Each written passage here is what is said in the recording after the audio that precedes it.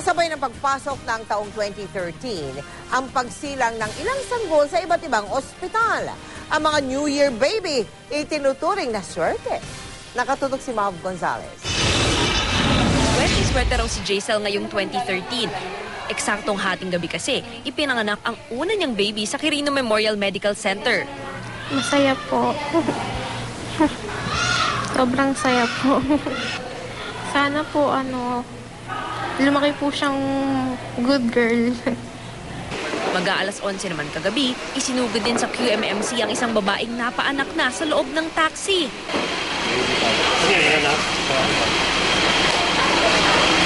Inabutan naman naming nanganganak si Jeremy Alam habang nagpuputukan na sa labas. Isang healthy baby girl ang regalo sa kanya ngayong New Year. Si Mommy Joa naman, baby boy ang iuuwi. Taon-taon, nasa 30 hanggang 40 New Year babies daw ang ipinapanganak sa QMMC. Hanggang alas 2 ng madaling araw, 3 na ang New Year babies dito. Mav Gonzalez, nakatutok, 24 oras.